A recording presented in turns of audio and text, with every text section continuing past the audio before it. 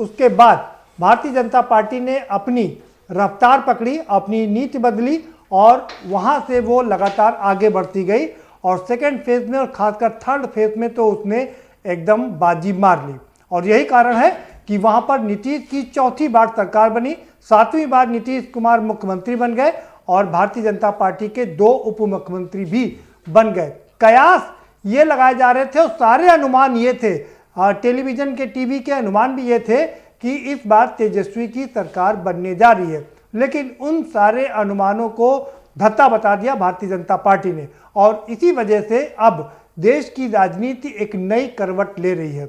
उत्तर प्रदेश में चूंकि अगले साल यहां पर चुनावी सुगबुगाहट शुरू हो जाएगी, इसलिए यहां भी तेजी से राजनीति बदल रही है और इस बदलती राजनीति के परिवेश में अखिलेश यादव ने कह दिया कि हम शिवपाल से गठबंधन करने को तैयार हैं और अब अगर हमारी सरकार बनी तो उन्हें कैबिनेट मंत्री भी बनाया जाएगा।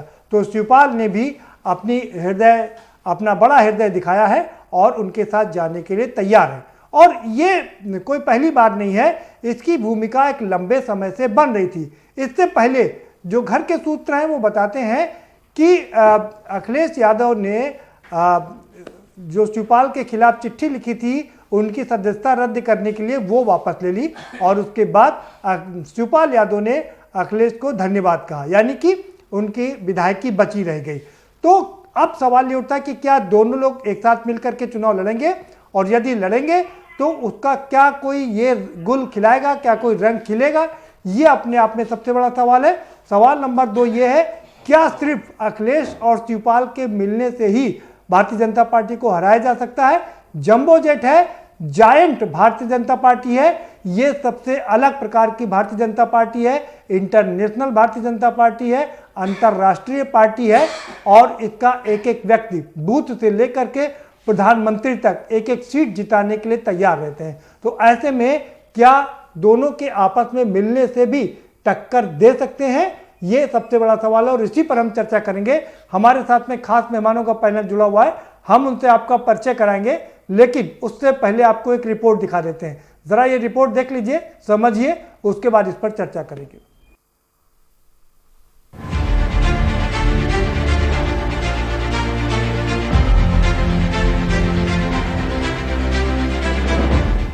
उत्तर प्रदेश में 2022 के चुनाव को देखते हुए सपा और प्रसपा की नजदीकियां बढ़ने लगी हैं।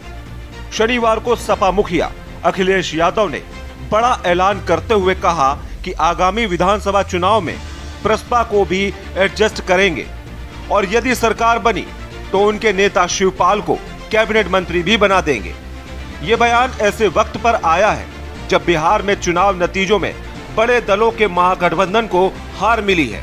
वहीं यूपी उपचुनाव में सपा को गहरी चोट मिली है। सपा के राष्ट्रीय अध्यक्ष अखिलेश यादव ने दीपावली के दिन प्रेस कॉन्फ्रेंस कर बड़ा ऐलान किया और लंबे समय से चाचा भतीजे के बीच चली आ रही दूरियों को मिटाने के लिए एक कदम आगे बढ़ाया, क्योंकि नजर 2022 के विधानसभा चुनाव पर है।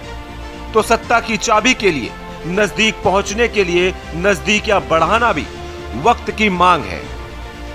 लखनऊ में भी कहा, कई प्रेस के कार्यक्रम हुए उसमें भी कहा, समय समय पे लोगों ने कहा कि उस पार्टी को भी एडजस्ट करेंगे। जसवंत नगर उनकी सीट है, समाजवादी पार्टी ने वो सीट उनके लिए छोड़ दी है और आने वाले समय में उनके लोग मिले, सरकार बनाएं, उनके नेता को कैबिनेट मंत्री भी बना देंगे। और क्या एडजस्टमेंट की? अखिलेश के इस ऐलान को शिवपाल की ओर से पूर्व में सपा से गठजोड़ की संभावनाओं पर दिए गए बयानों के जवाब के तौर पर देखा जा रहा है। पिछले चुनावों में पहले कांग्रेस फिर बसपा से गठबंधन का असफल प्रयोग कर चुके अखिलेश यादव ने साफ कर दिया कि अब यूपी में सपा किसी अन्य बड़े दल से कोई गठबंधन नहीं करेगी। समाजवादी पार्टी की कोशिश रहेगी कि कई दल जो हैं जिनसे बातचीत हो रही है या बातचीत हुई है या उन्होंने कभी कभी मदद की है, छोटे दलों से तो एडजस्टमेंट होगा लेकिन बड़े दलों से कोई गठबंधन नहीं होगा। गौरतलब है कि पूर्व में शिवपाल यादव भी समाजवादी पार्टी से गठबंधन की इच्छा जता चुके हैं। साल 2017 के विधानसभा चुनाव से ठीक पहले अखिलेश और शिवपाल के बीच तल्खी बहुत बढ़ गई थी। शिवपाल ने बाद में सपा से अलग होकर प्रगतिशील समाजवादी पार्टी का गठन किया था। अकेले चुनाव लड़ा, लेकिन सत्ता का सफर सुहाना नहीं बन सका। समाजवादी एम्बुलेंस से लेकर मेट्रो तक के विकास कार्यों का पुलिंदा गिनाने वाले अखिलेश यादव को जनता ने किनारे लगा दिया और अब बिहार में जिस तरह से तेजस्वी ने पुरानी बातें पीछे छोड़कर नई राह पर, नई बात पर आगे बढ़ने के लिए जनादेश मांगा और जनता ने सबसे ज्यादा सीटें दी, वो एक सीख है यूपी के लिए कि पुराने चेहरों और वादों से अब ऊपर उठना होगा। सियासी दंगल में अखिलेश यादव 2022 में सत्ता पक्ष को उखाड़ फेंकने के लिए फिर सियासी चौरस में महारथी शिवपाल को साथ आने का निमंत्रण दे चुके हैं। अब शिवपाल साथ आते हैं या नहीं? अगर साथ आते हैं तो 2022 में कोई रंग जमेगा या नहीं, ये बड़ा मुद्दा है। स्पेशल डेस्क के न्यूज इंडिया।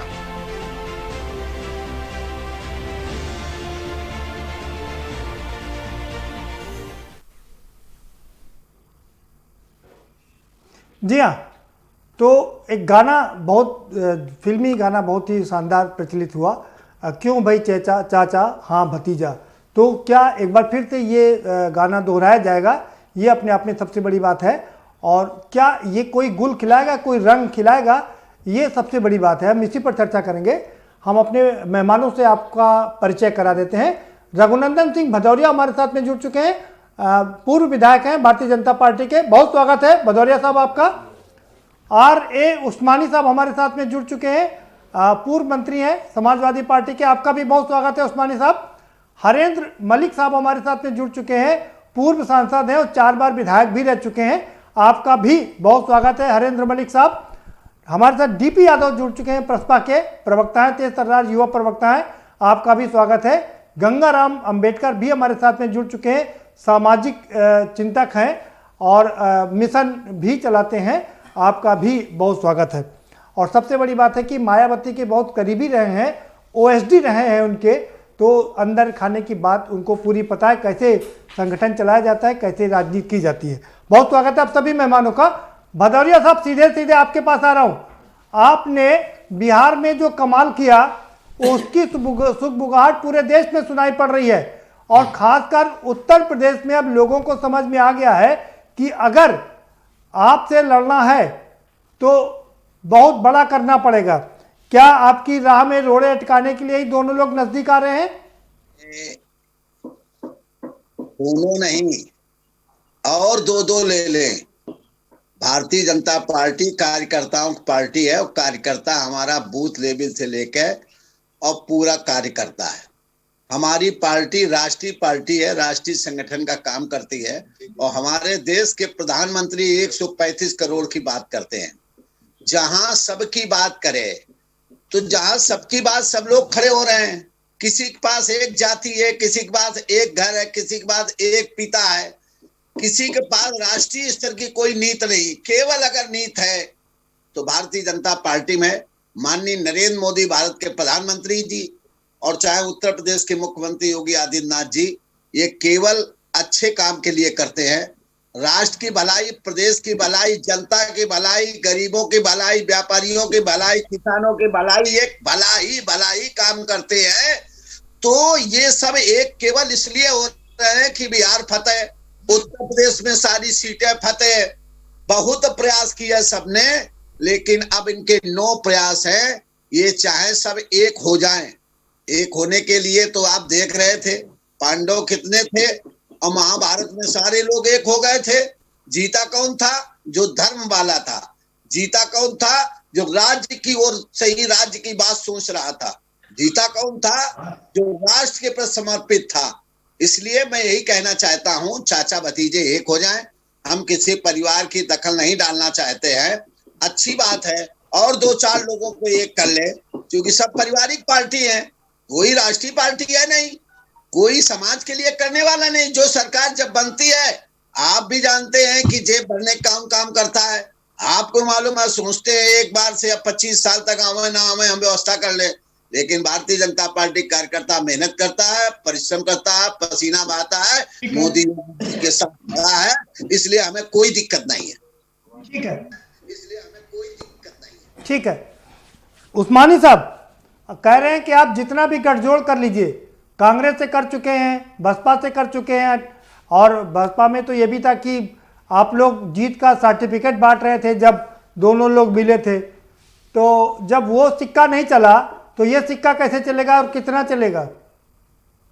दीपावली की, गोवर्धन पूजा की और आज बहुत प्यारा त्योहार भैया दूज की बहुत बहुत हार्दिक शुभकामनाएं आप सब लोग को देता हूं, बधाई देता हूं कि आप लोग जो है बहन और भाई का प्यार मोहब्बत ऐसे बना रहे।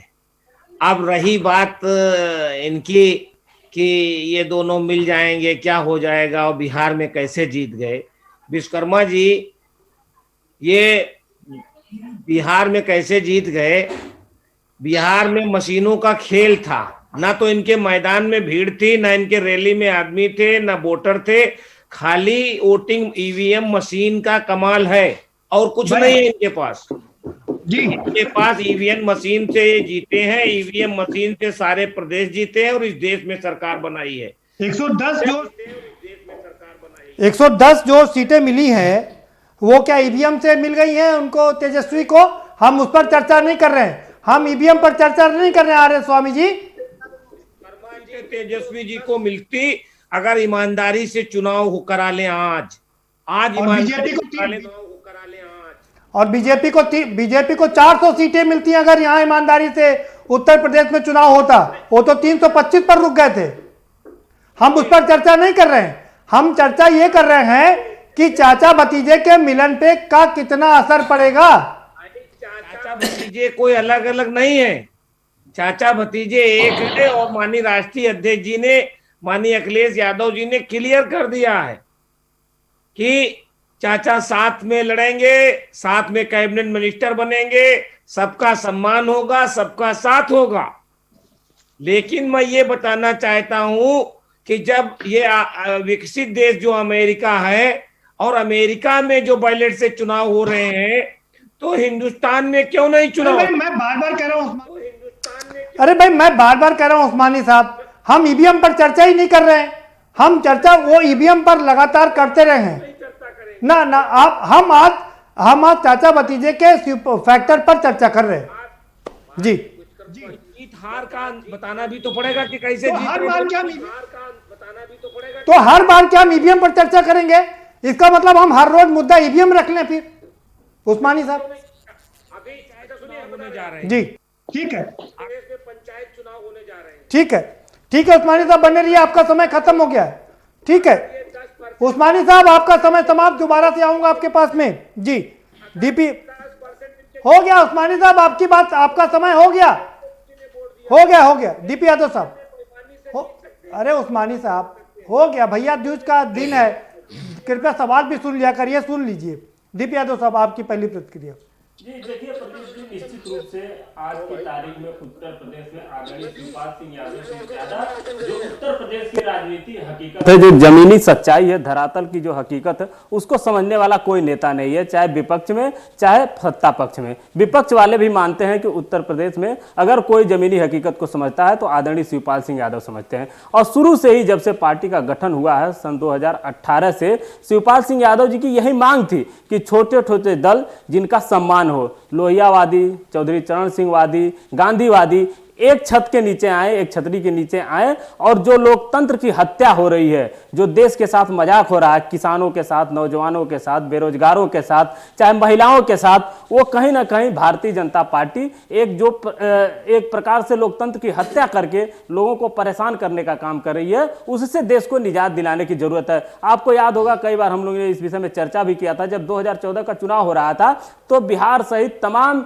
नेताओं को, जो लोहियावादी थे, चरण सिंहवादी थे, चाहे गांधीवादी थे, उनको एक मोर्चा बनाने की पहल किया था आदरणीय शिवपाल सिंह यादव ने। किन्हीं कारणों वो मोर्चा जो है मूर्त रूप नहीं ले सका था। वो बीच में ही लोग अपने अपने धारा में बट गए और अलग अलग चुनाव लड़े, तो जिसका परिणाम ये हुआ कि भारतीय जनता पार्टी जैसी झूठी पार्टी देश पे काबिज हो गई। अभी आप भदौरिया साहब ने भारतीय जनता पार्टी के कौरव और पांडवों का बहुत अच्छा उदाहरण दिया प्रदीप जी। उसमें वो एक बीच की बात है, जो वो साइलेंट, जो अपने काम की बात नहीं थी, जो सच्चाई थी, उसको कहना भूल गए। जिस प्रकार से कौरवों ने अभिमन्यु को चक्रव्यूह में फंसा करके उसकी हत्या कर दी थी, उस बात को भूल गए। तो तेजस्वी यादव वहां पर कहीं ना कहीं अभिमन्यु थे और उनकी जिस प्रकार से उन्होंने हत्या करने का काम किया, लेकिन एटलीस्ट जीत जो है वो पांडव की ही होगी, अभिमन्यु की होगी लास्ट में। वो तो इतिहास था। भारतीय जनता पार्टी जिस प्रकार से उनकी हत्या की वो समझिए खत्म हो चुका। लेकिन जिस प्रकार से एक सिंपैथी है लोगों की वहां की भारतीय जनता पार्टी के साथ में, जिस प्रकार से दगाबाजी किया है जनता के साथ में, इसी तरह से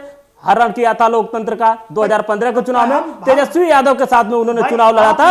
और उसके बाद से कोई डर दिखा के, भय दिखा करके नीतीश कुमार को अपने पास शामिल कर लिया था। मुद्दे की बात नहीं, जी मुद्दे नहीं, अभी प्रसंग आया प्रदीप जी, मुद्दे बात कर रहे हैं कि बीजेपी नहीं बीजेपी लोकतंत्र की हत्या कर नहीं, तो जब आप जीते हैं तो लोकतंत्र की नहीं, मैंने ये बात नहीं किया। बिल्कुल हत्या की जीत हार लगी रहती है। देखिए जीत हार, प्रदीप जी जीत हार, जीत, तो जो लोग वोट दे रहे हैं आप उनको गाली दे रहे हैं। नहीं, गाली नहीं दे रहा हूं मैं, जीत हार लगी रहती है। लेकिन जिस प्रकार से भारतीय जनता पार्टी ने वहां पे प्रधानमंत्री ने नंगा नाच किया है, उसकी बात हो रही है। जीत हार तो लगी रहती है चुनाव में। आज वो जीते हैं, कल कोई और जीतेगा। आप ये बताएं प्रदीप जी, ये बताइए, नम्र अनुरोध करूंगा, एक तो आप संसदीय भाषा का प्रयोग करें। हमारे आदरणीय प्रधानमंत्री जी संविधान के अनुरूप पद ग्रहण, बिल्कुल सम्मान है उनका। हम लोग भी कह रहे हैं आदरणीय श्री नरेंद्र मोदी भारतीय जनता पार्टी नहीं, देश के प्रधानमंत्री हैं वो, हम लोग सम्मान करते हैं उनका। लेकिन जिस प्रकार से वो भाषा का प्रयोग करते हैं, क्या उनको असंसदीय भाषा का प्रयोग करना चाहिए? असंसदीय भाषा का प्रयोग करके उनको जो भी कहना कहिए, असंसदीय भाषा का बिल्कुल असंसदीय भाषा ना हम लोग करते हैं और ना प्रयोग करना चाहते हैं। ठीक है, मलिक साहब का रुख करेंगे। हरेन मलिक साहब, क्या लगता है कि चाचा भतीजे के मिलने से वो भारतीय जनता पार्टी के विजयी रथ को रोका जा सकता है? इतना पर्याप्त है? चाचा भतीजे अगर एक हो रहे हैं तो समाजवादी पार्टी का कुनबा जो खिंड रहा था उसको संभवतः एक करने में इन्हें सहायता मिलेगी। और चूंकि शिवपाल जी को संगठन का बहुत अनुभव है और जो इनका वोट छिटका था वो उसका फायदा अखिलेश जी उठा पाएंगे और परिवार एक होगा तो निश्चित रूप से कुछ पार्टी को मजबूती तो मिलेगी। जहां तक बात है भारतीय जनता पार्टी के रथ रोकने की, भारतीय जनता पार्टी अपने वजन में खुद डूबेगी। देखिए, हम लोगों के यहाँ फ्लोटिंग वोट मात्र 10-15% है, जो पढ़ा लिखा वोट है, जो फ्लोटिंग वोट है, जो सरकार बनाने और बिगाड़ने का काम करता है।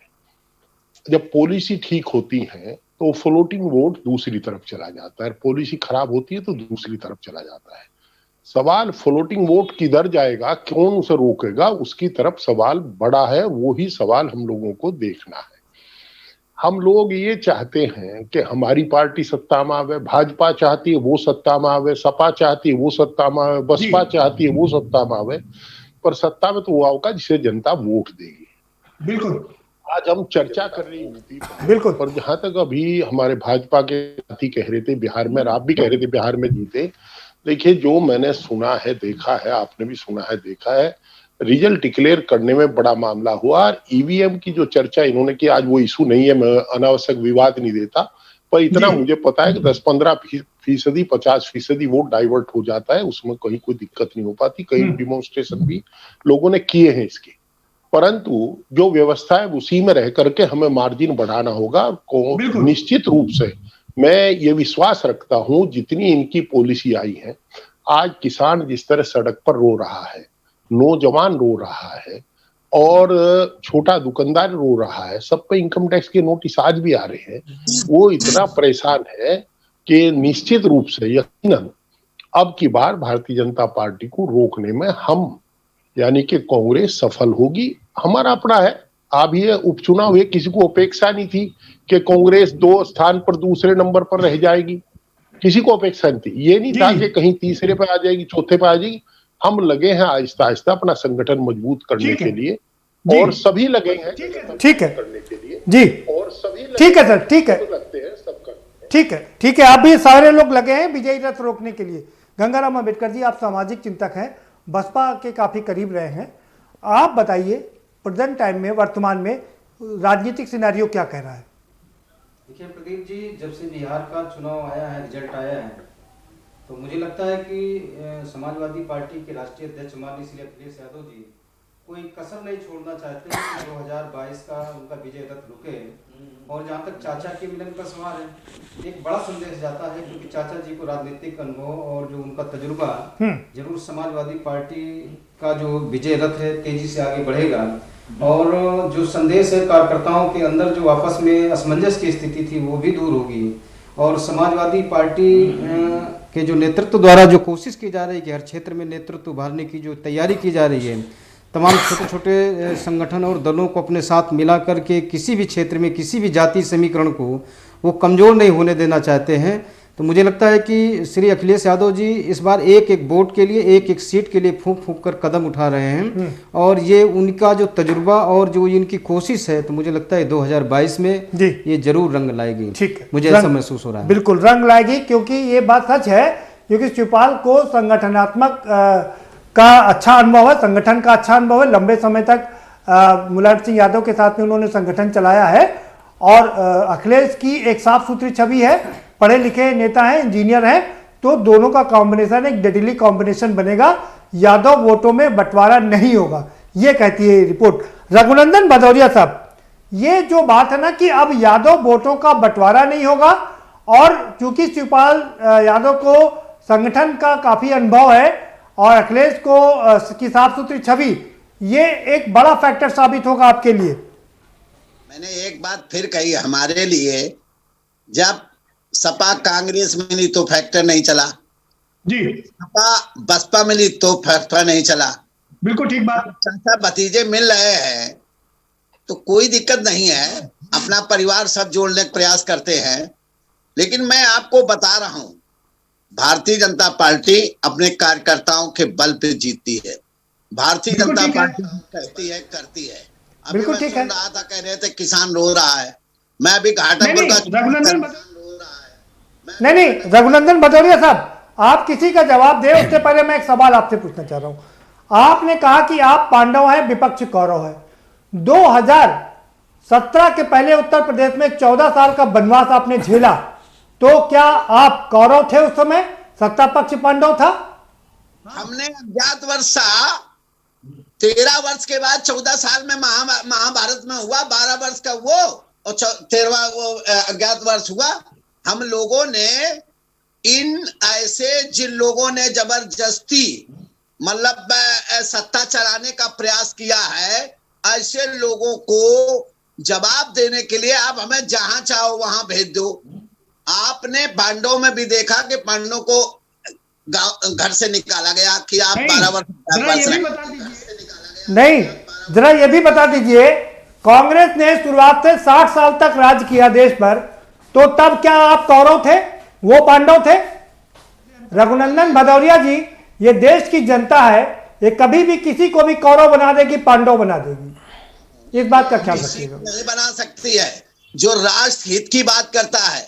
देखिए, आज भारतीय जनता पार्टी जो काम करती है, मैं आपको बताऊं, विपक्ष के नेता तारीफ करते हैं, इस चैनल पे करें न करें, लेकिन कहते हैं जो मोदी कहते हैं वो करते हैं। यही बात अखिलेश कहते हैं, यही बात अखिलेश कहते हैं कि आप सारी फीता उन्हीं के काट रहे हैं, और आप अंदर अंदर तारीफ करते हैं कि अखिलेश ने बहुत काम किया है। आज जवान के लिए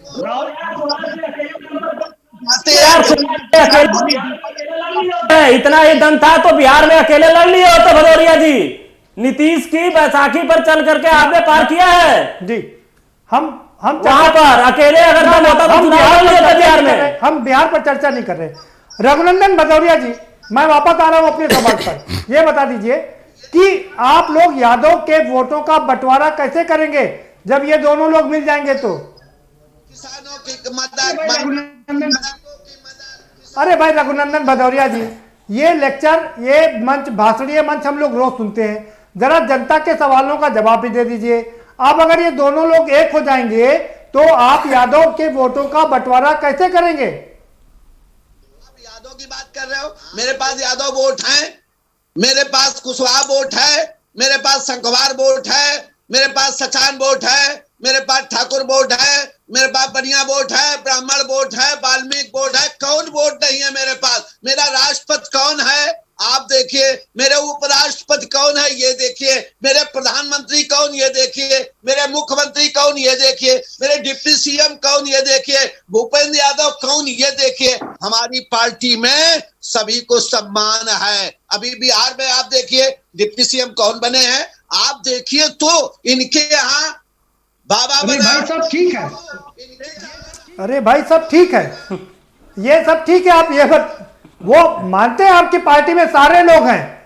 अरे रामचंद्र जी की सेना में सारे लोग होते हैं, शिव की सेना में सारे लोग होते हैं, बानर भी होते हैं, राक्षस भी होते हैं, वन मानुष भी होते हैं, सारे लोग होते हैं, वो तो होता ही है। आएंगे आपके पास, दोबारा ब्रेक का वक्त हो चला सर, एक ब्रेक लेंगे, छोटा सा ब्रेक के पार आएंगे तो चर्चा के सिलसिले को आगे बढ़ाएंगे कि कितना बड़ा फैक्टर साबित होगा दोनों के एक होने से। रघुनंदन भदौरिया की एक बात बहुत अच्छी है कि समाजवादी पार्टी ने कांग्रेस के साथ में तालमेल किया, नहीं चला, और उसके बाद बसपा के साथ में भी तालमेल किया, और जब टिकट दिए जा रहे थे तो ये कहा जा रहा था कि ये टिकट नहीं है, ये जीत का सर्टिफिकेट है, लेकिन वो जीत का सर्टिफिकेट नहीं चला। ऐसे में ये दोनों का विलन कितना रंग चोखा करेगा, ये काफी दिलचस्प होगा। चर्चा जारी रखेंगे लेकिन छोटे से ब्रेक के बाद।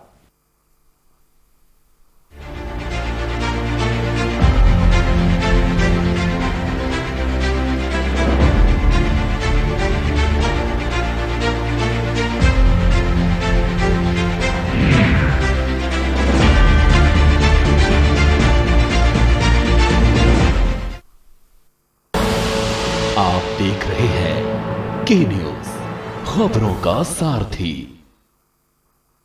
लम्हे छोटे से ये जिंदगी से भरे, इन्हें हाथों में भर ले और जी ले जरा। मुसाफिरा तू है चला, मुसाफिरा रे। छोटे छोटे लम्हों का अनोखा सफर, कमला पसंद, अनोखा स्वाद। फिटनेस हेल्थ ऑयल की तरफ से आप सभी को दीपावली की ढेर सारी शुभकामनाएं। रोशनी का त्योहार हम मिलजुल कर मनाएं। Happy Diwali. GGS Education Group launches 20% discount on academic fee of courses MBA, BBA, BCA, BFSI and GM, D Pharma, B Pharma. Offers best infrastructure, best transport facility, best academic service and best placement service. Register today to avail 20% discount. Call 9971 496 497 or visit the campus Kanpur Lucknow Highway near Unnao. GGS Education Group. खुदी को आजमाया है तो ये अंदाज आया है, खुदी को आजमाया है तो ये अंदाज आया है। तुम में भी मैं हूं, शुद्ध प्लस पान मसाला। आप देख रहे हैं के न्यूज, खबरों का सारथी।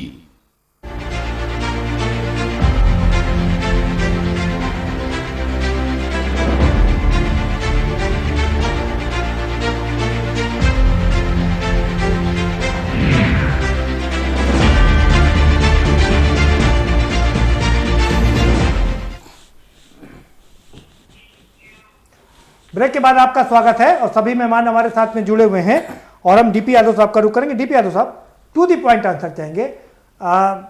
भदौरिया साहब कह रहे हैं आपने कांग्रेस के साथ में, समाजवादी पार्टी ने, उस्मानी साहब के पास चलेंगे भाई।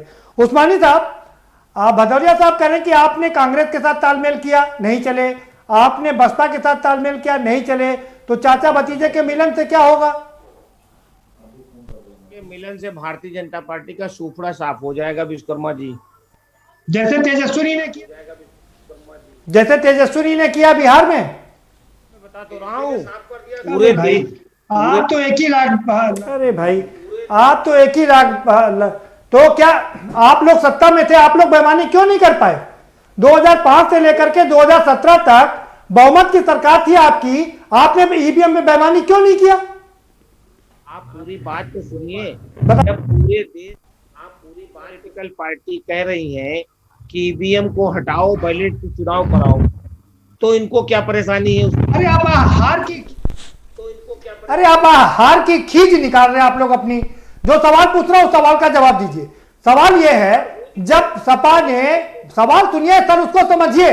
टीवी का समय बहुत महत्वपूर्ण होता है, उसको खराब मत कीजिए। आप अपने में आत्मचिंतन कीजिए। इतना कहने से काम नहीं चलेगा ईवीएम से जीत लिया।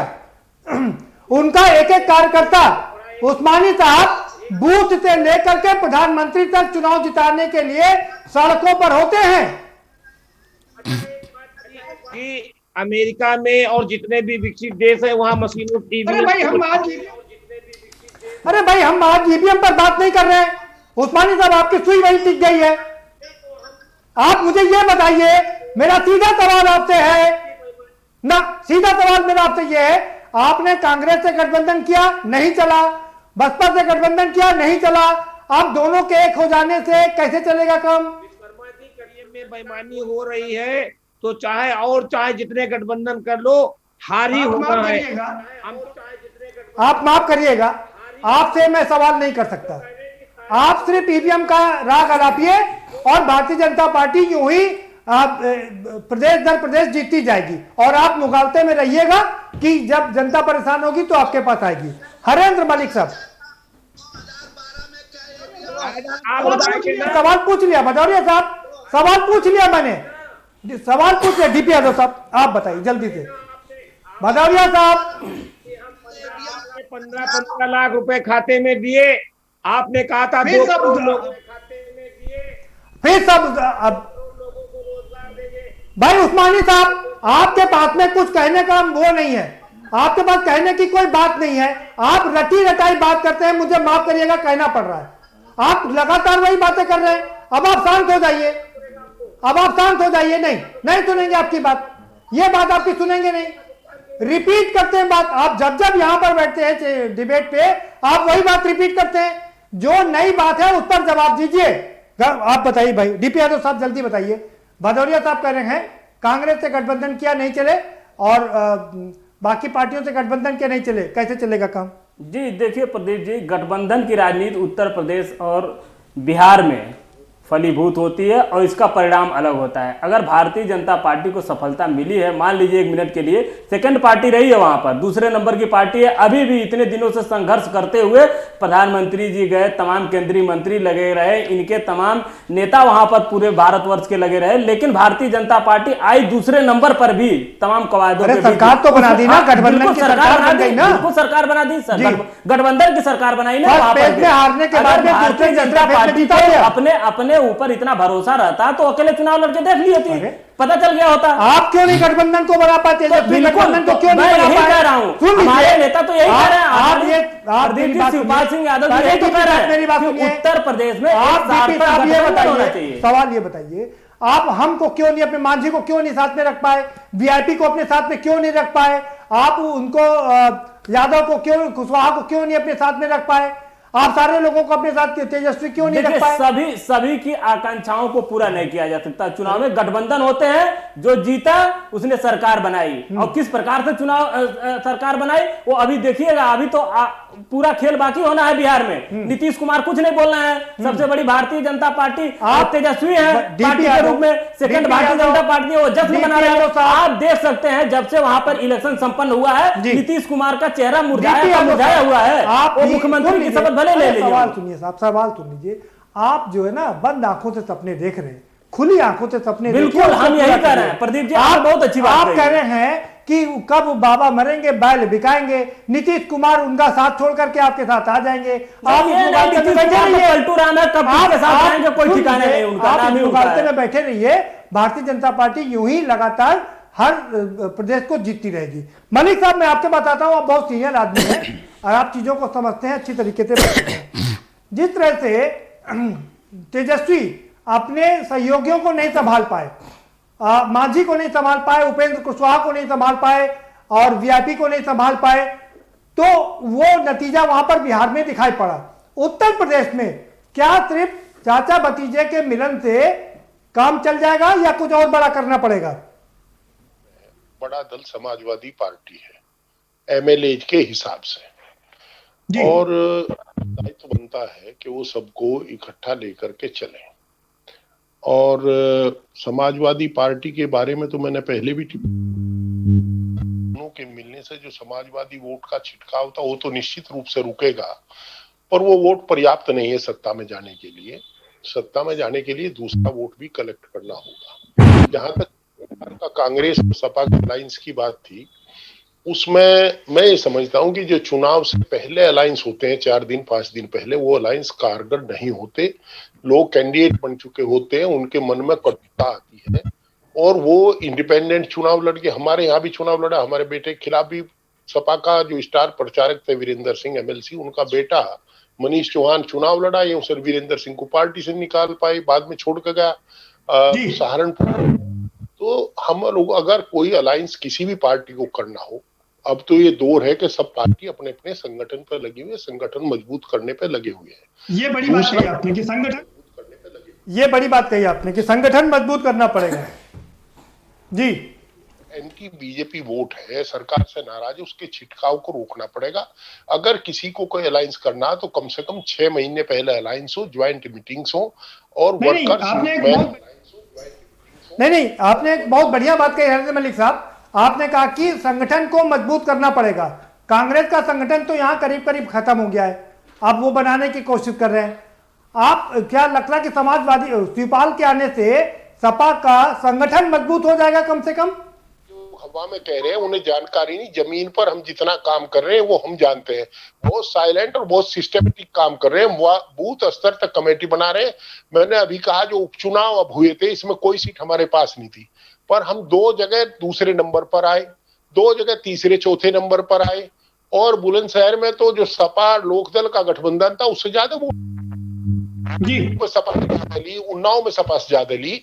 और वो ठीक बात है, नहीं वो ठीक बात है।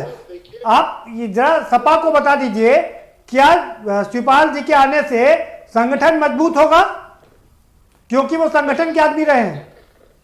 अखिलेश जी की छवि भी बहुत खराब नहीं है, बल्कि जी की भी, और को संगठन वो भी करेंगे। हम लोग अपने लिए कर रहे हैं, बसपा अपने लिए कर रही है, सपा अपने लिए कर रही है, भाजपा अपने लिए कर रही है, परंतु निश्चित रूप से हम लोगों में भी एक कंपटीशन है। हम चाहते हैं सरकार के विरोधी हमारे साथ ज्यादा जुड़ा, सपा चाहेगी उसके साथ ज्यादा जुड़े, बसपा चाहेगी उनके साथ ज्यादा जुड़े।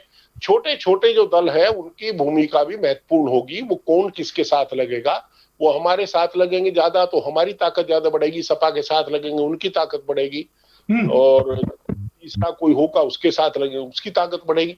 हम लोगों को फिलहाल तो सब कुछ छोड़ करके जो पार्टी हाईकमान का निर्देश है, और मैं समझता हूँ सभी ठीक है, हम लोग बिल्कुल ठीक करें, ठीक है, बिल्कुल ठीक करें, ठीक है सर, आपने ठीक कहा। आएंगे आपके बाद दोबारा से गंगाराम अम्बेडकर जी। ठीक है सर, आपने बिल्कुल ठीक कहा, आएंगे दोबारा से जी। आप बताइए कि कितना फायदा होगा और किस किस रूप में फायदा होगा, और क्या ये पर्याप्त होगा? देखिए प्रदीप जी, 1990 के बाद से जब से बहुजन समाज पार्टी के संस्थापक माननीय श्री कांसीराम जी ने उत्तर प्रदेश, क्योंकि उत्तर प्रदेश के साथ साथ देश की जो सियासत है वो जाति धुरी पर टिकी हुई है, तो माननीय कांसीराम जी ने जो छोटी छोटी जातियों को इकट्ठा करके जब बहुजन समाज बनाया तो उत्तर प्रदेश में उन्होंने सत्ता परिवर्तन किया। तो शायद माननीय श्री कांसीराम जी के बहुजन समाज बनाओ के फार्मूले को भारतीय जनता पार्टी समझ गई, इसलिए आज चाहे माननीय भदौरिया जी चिल्ला के कह रहे हैं कि इनकी पार्टी के ऊपर पहले टैग था कि ठाकुर ब्राह्मण बनिया की पार्टी है, आज केशव मौर्य जी डिप्टी सीएम हैं, दारा सिंह चौहान जी भी हैं। तो आज जितने जातियों के आधार पर भारतीय जनता पार्टी ने जो भागीदारी दिया है, इसलिए भारतीय जनता पार्टी को प्रचंड बहुमत मिला है। और तो अगर ये काम मुझे लगता है कि माननीय श्री अखिलेश यादव जी लगातार 2 बार से बड़े दलों के साथ गठबंधन करने के बाद उनको ऐसा महसूस हो रहा है कि दलीय गठबंधन की बजाय अगर सामाजिक गठबंधन उत्तर प्रदेश में किया जाए, विभिन्न क्षेत्रों में, सामाजिक क्षेत्रों में जो उनके चेहरे हैं, अगर उनके साथ गठबंधन किया जाए तो शायद भारतीय जनता पार्टी के तिलिस्म को उत्तर प्रदेश में तोड़ा जा सकता है। तो मुझे लगता है कि चाचा इस मामले में नहीं, बात ठीक करे, लेकिन क्या इतना पर्याप्त होगा? देखिए ऐसा है कि क्योंकि चाचा जी राजनीतिक मजे मजाए अनुभवी व्यक्ति हैं। चाचा जी के आने के बाद समाजवादी पार्टी के जो कार्यकर्ताओं में जो एक असमंजस की स्थिति थी, वो समाप्त होगी। चाचा का अनुभव काम आएगा। और दूसरी तरफ माननीय श्री अखिलेश यादव जी का जो प्रयास है कि वो उस ताकत को अपने झंडे के नीचे इकट्ठा करना चाहते हैं जो विरोधी दल को कमजोर कर सके। तो मुझे लगता है कि अखिलेश यादव जी भी ये कोई कोर कसर नहीं छोड़ना चाहते हैं। उनके बयानों से ऐसा लगता है कि हम छोटे दलों से गठबंधन करके बड़ा एक समूह बनाएंगे, बड़ा महागठबंधन बनाएंगे और बड़ा महागठबंधन बना करके उत्तर प्रदेश में 2022 में सत्ता परिवर्तन करेंगे। तो उनकी सोच को देखकर ऐसा लगता है कि वो कोई कसर नहीं छोड़ना चाहते हैं। वो इस बार सामाजिक पार्टी कोई कसर नहीं छोड़ना, सामाजिक गठबंधन बनाने की तैयारी में माननीय श्री अखिलेश यादव जी, मुझे ऐसा लगता है कि वो पूरी तरह से पूरी मूड में दिखाई दे रहे हैं। इसलिए पहले उन्होंने जो समाजवाद के जो महारथी हैं, उन्होंने अपने चाचा को के साथ शामिल हुए हैं और ये तो उनकी महानता थी। ये बात पहले ही समझ जाते ना। वो तो लोकसभा के चुनाव में भी लोग कह रहे थे कि चाचा के पास चले जाते, पैर छू लेते, 10 सीटें बढ़ जाती। देखिए ऐसा है कि जब रण में कोई खिलाड़ी जब डिफीट खाता है तो उसको लगता है कि ये कहीं से कोर कसर रह गई थी, अगर इसको ठीक कर लिया जाता तो ठीक हो जाता। मुझे लगता है कि ये बात आपने ठीक कहा कि जहां कमी रह जाती है उस कमी को दूर करना पड़ता है। रघुनंदन भदौरिया कमी को दूर करने की उनकी कोशिश है। ये गंगाराम अम्बेडकर जी ने बहुत शानदार बात कही। वो कह रहे हैं कि शिवपाल के और अखिलेश के अलग अलग लड़ने से यादव वोटों में असमंजस की स्थिति थी और अब वो खत्म हो जाएगी। मैं आपसे फिर से पूछ रहा हूं, आप कह रहे हैं आपके पास यादव वोट है, अब इसमें बंटवारा कैसे करेंगे? देखिए, जात के आधार पर चुनाव नहीं लड़ते हैं।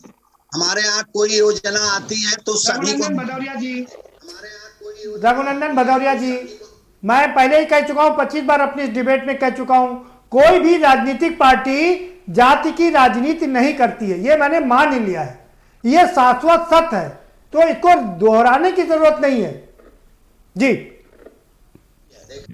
हमारे यहाँ जो कार्यकर्ता है वो खुश होकर काम करता है और आम जनमानस के बीच में रहता है।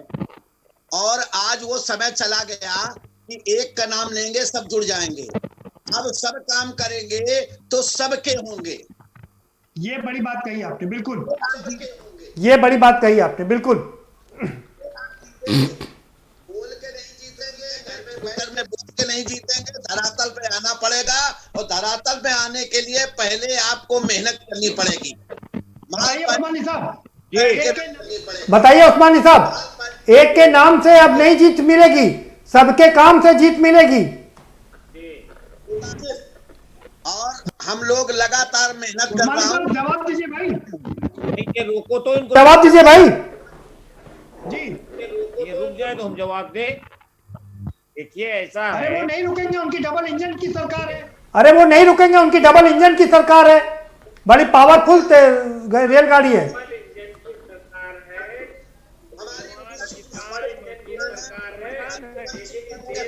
योजनाओं को जनता तक पहुंचाने का प्रयास करते हैं। जो है हमारी पार्टी, जो समाजवादी पार्टी है, वो लगातार संगठन पे, जमीन पे काम कर रही है, वोट बढ़वाने का काम कर रही है। इस समय वोट बढ़ रहा है, सबसे जरूरी है वोट बढ़वाना। वोट बढ़वाने का काम कर रहे हैं। हर बूथ पे 20 यूथ का प्रोग्राम हम लोग चला रहे हैं लगातार। और जो आप कह रहे हैं विश्वकर्मा जी कि जो गठबंधन हो तो वो समान विचारधारा के दलों का हो और जिसकी जितनी हैसियत हो उसको उतनी सीटें दे। अगर आप उसको उससे ज्यादा सीटें दे देंगे तो वो बढ़िया कैंडिडेट नहीं ला पाएंगे और अच्छे से लड़ नहीं पाएंगे और आपकी सीटें कम हो जाएंगी। तो इस तरीके से जो है आज समाजवादी पार्टी जो है वो पूरे प्रदेश में देख लो कितनी बड़ी हैसियत है। सपा बड़ी हैसियत वाली है कि कांग्रेस है। अभी आपने केवल हमारे कामों के फीते काटे हैं, फिर चाहे आपस में देख लो का चाचा, कटना ऐसे हो, वाले हैं चाहे कि रोडों का, बच्चा चाहे है, पुलों का, वो सब हम लोगों की योजनाएं थी। आपने कोई काम नहीं किया, आपने कोई बिजली का पावर स्टेशन नहीं लगवाया, फिर वहीं पर आ गए, आपने भी कोई बिजली का पावर, फिर वहीं पर आ गए, फिर आप दोनों वहीं पर आ गए। ठीक है उस्मानी साहब, हो गई बात आपकी। बस आप सरकार को कटघरे में खड़ा करेंगे और भाजपा अपने मुद्दे गिनाएगी कि हमने ये किया, और इसी में समय समाप्त। और वो मैं अपनी डिबेट में तो नहीं होने दूंगा ना। ये कोई राजनीतिक मंच नहीं है, कोई प्रचार का माध्यम नहीं है। आपको जनता के सवालों का जवाब देना पड़ेगा। आप ये बता दीजिए कि जब वो भदौरिया साहब कह रहे हैं एक के आह्वान पर वोट नहीं पड़ेगा, सबके काम पे वोट पड़ेगा, बहुत मौजूद बात कर रहे हैं आप, समझिए, सीख लीजिए। बात कायम करना चाहती है, सबको साथ लेकर के चलती है, इनकी तरीके से नहीं है कि जो है एक जाति को अलग कर दिया, एक धर्म को अलग कर दिया और वैमनस्यता फैला रहे हैं, सांप्रदायिक भाईचारा खत्म, सांप्रदायिकता फैला रहे हैं, भाईचारा खत्म करा रहे हैं। समाजवादी पार्टी सबको जोड़ने का काम करती है। वहां अगर माता प्रसाद पांडे विधानसभा अध्यक्ष बनाए जाते हैं तो भगवती सिंह जी राज्यसभा भेजे जाते हैं। सारे जाति धर्मों के लोगों का सम्मान देने का काम समाजवादी पार्टी करती है। उससे ज्यादा बढ़िया गंगाराम देने का काम, तो उससे ज्यादा बढ़िया गंगाराम जी ने बताया ना, उससे ज्यादा समायोजित तो भाजपा कर रही है। नोनिया को गवर्नर बना रही है और नोनिया को आप वहां पर डिप्टी सीएम बना रही है, यहाँ पिछड़े को डिप्टी सीएम बना दिया। और क्या चाहिए भाई जी? बताइए मुसलमानों को जी, बताइए मुसलमानों को गवर्नर बना दिया है। कोविंद जी है वो कोरी जात से आते हैं, कमल वंशी हैं जी। चलिए जी, चलिए। कौन बनेगा, आप किसी की हैसियत है कहने वाली? हमारे यहाँ आज कोई है, कल कोई बनेगा, परसों कोई बनेगा, किसी जाति का बनेगा, किसी भुगतान करा दो, गन्ने का भुगतान करा दो आप, बस और कुछ ना कराओ। अरे फिर आप उस्मानी साहब आ गए अपने उसमें, अरे फिर आप उस्मानी साहब आ गए अपने उसमें। आपका तो 1 to 1 करा देना चाहिए, 2 घंटे बैठाल करके।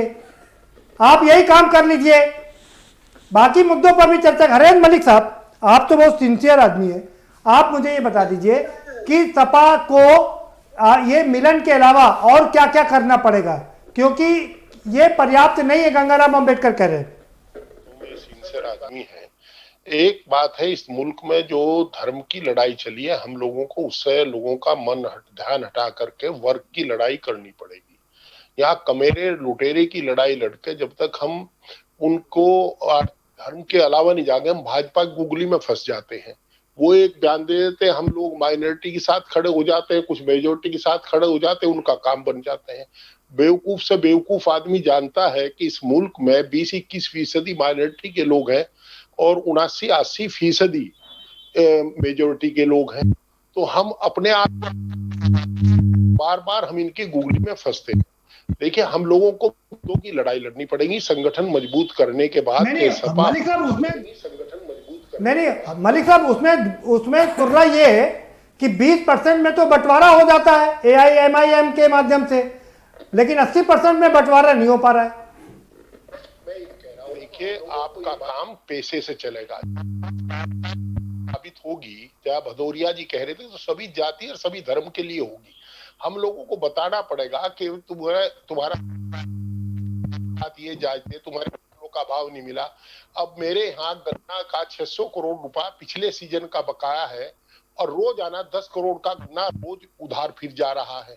और मलिक साहब, जब आप ये कहते हैं, अरे मलिक साहब, जब आप ये कहते हैं 14,000 करोड़ या 600 करोड़ रुपए बकाया है, तो भाजपा ये कहती 1.25 लाख करोड़ रुपए का हमने भुगतान किया पिछले 3.5 साल में। इसमें कोई भाजपा का एहसान नहीं है, ये एहसान तो यहाँ के हिंदुस्तान के किसान का है, उत्तर प्रदेश के किसान का है, जिसने मेहनत करके जो गन्ना पहले 200 क्विंटल का 1 एकड़ में पैदा होता था, उसे 600 क्विंटल पर एकड़ ले गया। रात दिन जब कोरोना में हो रहे थे, घर से बाहर नहीं निकलते, तब किसान तपता हुआ अपने खेत को बच्चे की तरह पाल रहा था। वो तो सिर्फ यूपी के किसान को, हम लोगों को वर्ग संघर्ष की लड़ाई लड़नी पड़ेगी। हमें बताना पड़ेगा कि आपके बिजली के दाम बढ़ा दिए, 12.5 हॉर्स पावर कर दी। हमें बताना पड़ेगा आपका गन्ना मूल्य भुगतान नहीं हुआ। हमें बताना पड़ेगा आपके का रोजगार चला गया, आप अरे तेजस्वी ने वहां पर सब कुछ बताया। अरे तेजस्वी ने वहां पर सब कुछ बताया सर। 10 लाख रोजगार देने की बात कही कि हम पहली कैबिनेट में पास करेंगे, बिजली पानी सड़क की बात की, लेकिन उसके बाद भी जॉइंट भाजपा से जीत नहीं पाए। डिक्लेयर हुई, अगर वो जबरदस्ती डिक्लेयर ना होते आज नतीजे दूसरे होते। ठीक है सर, ठीक है सर, समय समाप्त है हमारे पास में। गंगाराम आपका फाइनल कमेंट। आपसे ये समझना चाहूंगा कि सपा का अगर दोनों चाचा भतीजे का मिलन हो जाता है और छोटी छोटी जातियों से भी मिलन कर लेते हैं, तब भी क्या ये पर्याप्त होगा?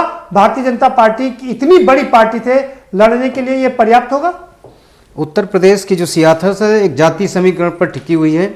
मुझे पूरा भरोसा है कि अगर वो जातीय समीकरण बना लेते हैं, जिसकी जितनी संख्या भारी उसकी उतनी भागीदारी के फार्मूले पर अगर समाजवादी पार्टी आगे काम करती है तो निश्चित तौर से समाजवादी पार्टी उत्तर प्रदेश में 2022 में एक बड़ी पार्टी के रूप में उभरकर सत्ता पर आसीन हो सकती है। मतलब बड़ी पार्टी उभरेगी, सरकार नहीं बना। बेशक उसमें कोई दो राय नहीं है। जी चलिए, अगर वो जाति समीकरण फिट कर लेते हैं तो जरूर भारतीय जनता अगर कर लेते हैं हैं तो बड़ी पार्टी होगी। जो इसलिए अभी आपके मन में संशय है। डीपी यादव साहब, आपने सुना गंगाराम अंबेडकर साहब को? जी देखिए प्रदीप जी, निश्चित रूप से हमारे राष्ट्रीय अध्यक्ष आदरणीय शिवपाल सिंह यादव जी ने कहा है कि अब इन बातों का कोई अहमियत नहीं है, हमने पार्टी का गठन कर लिया है और जनता के बीच में जा रहे हैं। जिस प्रकार से लोग त्रस्त हैं वो लोगों को बताने की जरूरत है। जनता बहुत कुछ बातें जानती है, लेकिन उसको जब कोई विकल्प नहीं दिखाई देता है तो मजबूरी बस वो किसी न किसी को चुन लेती है। तो भारतीय जनता पार्टी छल छंद के द्वारा जिस प्रकार से सरकार बना ले रही है उसको बताने की जरूरत है। आप मुझे ये बताइए कि दोनों का मिलन ही पर्याप्त होगा या और भी बहुत कुछ करने की बहुत कुछ करने, इसके अलावा बहुत कुछ करने की जरूरत है। आपने बहुत अच्छी बात कही। अभी आपने देखा जिस प्रकार से 2019 के इलेक्शन में जो लोकसभा का इलेक्शन हुआ था, मायावती जी और अखिलेश जी मिल गए थे, लेकिन आप केवल राजनीति में 2 दूनी 4 नहीं होता है, उसमें बहुत कुछ करना पड़ता है राजनीति में। जमीनी हकीकत सच्चाई को समझते हुए कार्यकर्ताओं के अंदर किस प्रकार का जोश और उत्साह हो, क्योंकि कार्यकर्ता जब तक वोटर को निकालेगा नहीं तब तक वो वोट नहीं देगा, आपके पक्ष में माहौल नहीं बनेगा। किस प्रकार से आप उसको निकालते हैं वोटर को अपने घर से, आपके पक्ष में वो वोट करे, अंतिम समय तक आते आते आप जिस प्रकार से तेजस्वी जी को सफलता मिली उस तरह से हो जाता है, खेल बदल जाता है। तो इस हकीकत को आदरणीय शिवपाल जी बहुत बखूबी उत्तर प्रदेश की राजनीति को समझते हैं। और अगर उन्होंने जो पहले ही कह दिया था कि छोटे छोटे दलों को मिलाकर के सबको सम्मान के साथ एक छत के नीचे लाया जाए और उस अनुरूप चुनाव लड़ा जाए तो निश्चित भारतीय जनता पार्टी को हम हरा सकते हैं। उस्मानी साहब, तेजस्वी ने एक बात कही कि हम 10 लाख नौकरी देंगे, उसके बाद वो उसी को लेकर के चलते रहे, बाकी चीजों पर ध्यान नहीं दिया। उत्तर प्रदेश में भी अगर दोनों मिल गए तो बात ठीक है, और उसके बाकी चीजों पर ध्यान नहीं दिया तो हक तेजस्वी यादव का होगा। नहीं ऐसा नहीं है। क्या बहुत अच्छा चुनाव लड़ा और उनके साथ बेईमानी हुई है जो 20 सीटें बाद में। अरे भाई उस्मानी जी, अरे भाई उस्मानी साहब, आप फिर वहीं पर आ गए। आप अपनी कमियों को नहीं खोज रहे हैं, आप दूसरों को क्रिटिसाइज कर रहे हैं। ठीक है भाई, आप वही बात करें उस्मानी साहब। ये बताइए कि क्या जी, आप हमें ये बताइए कि क्या करने की दरकार है। मुस्लिम वोटों में तो बंटवारा हो जाएगा। असदुद्दीन ओवैसी ने साफ कर दिया कि यूपी में चुनाव लड़ेंगे और वो वही चुनाव लड़ेंगे जहां पर मुस्लिम वोट है, उसमें तो बंटवारा हो जाएगा। 80% वोटों में बंटवारा कैसे होगा? 80% को जोड़ने मतलब आप 80% पूरा ले लेंगे। का एक संगम बनाएंगे, इनके सामाजिक संगठनों से संबंध स्थापित करेंगे, मुसलमानों में भी तमाम संबंध स्थापित करेंगे। ठीक है सर, समय समाप्त हो रहा है, बात हो गई आपकी जी। समाजवादी पार्टी उत्तर प्रदेश में सरकार बनाएगी। ठीक है, जल्दी से मलिक साहब 40 सेकंड में अपनी बात रख दीजिए कि और क्या करना पड़ेगा। फाइनल कमेंट आपका। संगठन से संघर्ष होता है, संघर्ष से संगठन मजबूत होता है। पिछले कुछ दिनों में तो के अलावा कोई सड़क पर नहीं है। राष्ट्रीय नेताओं में आदरणीय राहुल गांधी जी और प्रियंका गांधी जी के अलावा भारतीय जनता पार्टी पर किसी ने हमला नहीं किया। चाहे ये एनआरसी की बात हो, चाहे सीएए की बात हो, या उसके बाद जो कोरोना के बाद जो प्रवासी भारतीयों की मजदूरों की बात हुई उसकी बात हो, केवल कांग्रेस ही संघर्षरत रही है। और कांग्रेस ही मजबूत संगठन लेकर के खड़ा हुआ है और साथ में जो मजबूत संगठन लेकर के खड़ा हुआ ठीक है, ठीक है सर, समय समाप्त हो गया है। भदौरिया साहब जल्दी से फाइनल कमेंट आपका, कैसे निपटेंगे अगर दोनों एक हो गए तो? हम प्रियंका क्लियर करें। ठीक है सर भदौरिया साहब, ठीक है सर भदौरिया साहब, आपकी क्या नई रणनीति होगी अगर दोनों एक साथ आए तो? रणनीति है बचे हुए शौचालयों को पूरा करना। हमारी रणनीति है किसानों को जो बचा हुआ है, जो अगर कोई उनका कार्य बचा है तो पूरा करना।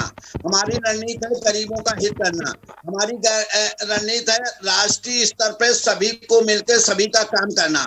हमारा एक काम है कि सबके साथ रहना, सबका विकास की सोचना, हमारी जाति बांटने का विकास की सोचना। ठीक है, ठीक, सबका साथ सबका विकास सबका विश्वास। ठीक है सर, बहुत शुक्रिया, हमारे पास समय इतना ही था जी। ठीक है सर, ठीक है भदौरिया साहब, बहुत शुक्रिया, आप सभी मेहमानों का इस चर्चा में शामिल होने के लिए बहुत शुक्रिया। तो ये तय हो गया है इस डिबेट से कि अखिलेश और शिवपाल का अगर मिलन हो जाता है तो फायदा जरूर होगा। वो फायदा इसलिए होगा क्योंकि शिवपाल संगठन के आदमी है, लंबे समय तक उन्होंने संगठन में काम किया है। अखिलेश की तेज तर्रार साफ सुथरी छवि है और दोनों को मिलने से काफी फायदा होगा। और जिस तरह से अम्बेडकर साहब गंगाराम बता रहे हैं कि वो छोटे छोटे लोगों को भी अपने साथ में जोड़ रहे हैं, उससे भी थोड़ा बहुत फायदा हो सकता है, लेकिन ये पर्याप्त नहीं होगा। जिस तरह से तेजस्वी ने बहुत मेहनत किया, भीड़ क्राउड पुलर हुए, भीड़ तो इकट्ठी किया, लेकिन वो जादुई आंकड़ा नहीं छू पाए जो जादुई आंकड़ा उन्हें छूना चाहिए था। तो अगर और कुछ नहीं किया तो रास्ते बहुत ही मुश्किल होंगे, सिर्फ इतने से काम नहीं चलेगा। फिलहाल इस कार्यक्रम में इतना ही, आप हमें दीजिए इजाजत और बाकी खबरों के लिए देखते रहिए के न्यूज़ इंडिया।